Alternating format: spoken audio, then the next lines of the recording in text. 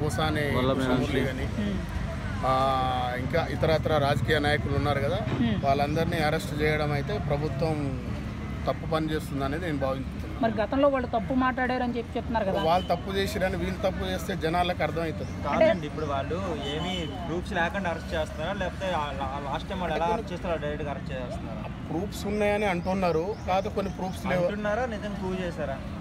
అది కోర్టులో ఉన్న వ్యవహారం కాబట్టి కోర్టు నిర్ణయిస్తుంది. అంటే ఒక బాధ్యత కలిగే వ్యక్తిని, ఒక హోదాలో ఉన్న వ్యక్తిని అలా దారుణంగా బూతులు తిట్టడం అనేది మీడియా ముఖంగా తప్పు అంటారా?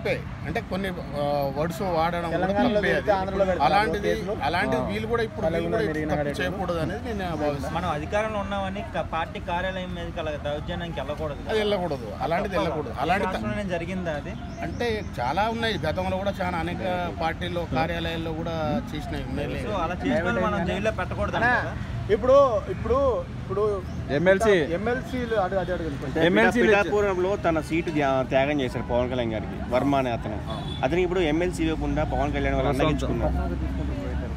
అదైతే ఆయనకి ఇవ్వాల్సిందే, ఎందుకంటే త్యాగం చేసింది కాబట్టి, సీటు త్యాగం చేసింది కాబట్టి వర్మ గారికి ఇవ్వాల్సిందే. అది న్యాయబద్ధంగా.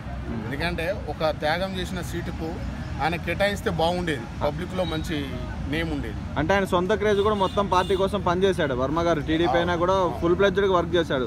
పవన్ కళ్యాణ్ స్టేట్ అంతా తిరిగినప్పటికీ పిఠాపురంలో అంతా ఆయనే కదా చూస్తుంది. ఆయన ఉండడం వల్లనే కదా ఆయన గెలిచి, ఆయన మద్దతు ఇవ్వడం వల్లనే గెలిచి. పవన్ కళ్యాణ్ కుల రాజకీయం చేస్తున్నాడా, ప్రజా రాజకీయం చేస్తున్నాడా?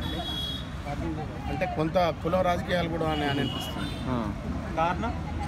కారణం అంటే ఇప్పుడు అందరూ కులం లేదు, నాకు మతం లేదు, అంతా నా వాళ్ళే అని అన్నారు.